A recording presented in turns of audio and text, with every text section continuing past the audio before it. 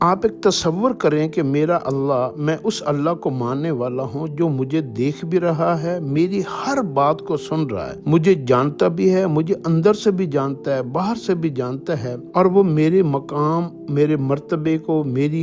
موجودہ حالت کو، میری ماضی کی ساری حالتوں کو، میرے آنے والے مستقبل کی حالتوں کو وہ دیکھ رہا ہے۔ اللہ کے بارے میں ایک تصور کو اپنے دل میں قائم کرنا کہ میرا اللہ کون ہے، میں کس کو ماننے والا ہوں، کیونکہ دنیا میں جتنے لوگ ہیں نا، مسلمانوں کے علاوہ، مومن کے علاوہ، اور مومنوں میں بھی وہ جو بندہ اپنے اللہ کے بارے میں کانسیپٹ کو بالکل کلیئر اور کرسٹل کر لے، یہ بڑا خوش نصیب ہے۔ اس نے دنیا کی ساری محنت، کوشش، ٹیکنالوجی، توانائی اور ساری تحقیق، ریسرچ، مطالعہ، اسٹڈی، اس کی محنت کیے بغیر اللہ کو پہچان لیا، بڑے لمبے پینڈے سے بچ گیا، بڑے لمبے سفر سے بچ گیا۔ اس کو مومن کہتے ہیں، یہ خوش نصیب ہے۔ اس کے دل کے اندر اپنے اللہ کے بارے میں کبھی شک نہیں آتا، کبھی کوئی خیال نہیں آتا، کبھی وہم اور وسوسہ نہیں آتا۔ ورنہ اس وقت دنیا میں مسلمانوں میں بھی ایسی بڑی تعداد پیدا ہو گئی ہے، اور کافروں میں، مشرکوں میں، ہندوؤں میں تو یہ ہے ہی ہے کہ لوگ اللہ کے وجود کے بارے میں، اللہ کی ذات کے بارے میں، اللہ کی صفات کے بارے میں شک میں پڑے ہوئے ہیں، وہم میں پڑے ہوئے ہیں۔ پھر وہ کہتے ہیں جی کہ فلاں بندہ، وہ بہت دماغ اس کا چلتا ہے، وہ بھی کہتا ہے کہ میتھمیٹیکلی بھی اللہ کا وجود ہے، سائنس کہتی ہے اللہ کا وجود ہے، فلاں کہتا ہے اللہ کا وجود ہے۔ وہ ابھی صرف اللہ کے وجود کے بارے میں تحقیق کر رہے ہیں۔ اور مسلمان کتنا خوش نصیب ہے کہ اس کو اتنی لمبی چوڑی محنت، تجربے اور لیبارٹریاں بنانے کی بجائے ڈائریکٹ اللہ نے اسلام کی دولت اس کے دل میں ڈالی اور اس کو اس مسلمان بنایا ہے، اور اس کے اندر اللہ نے اپنی ذات کی تعلیم پہلے سے رکھ دی کہ اللہ ہے۔ یہ بچہ ماں باپ مسلمانوں کے گھر میں پیدا ہوتا ہے، ماں باپ اس کو سکھاتے ہیں، بیٹا یہ ساری کائنات اللہ کی ہے، یہ سب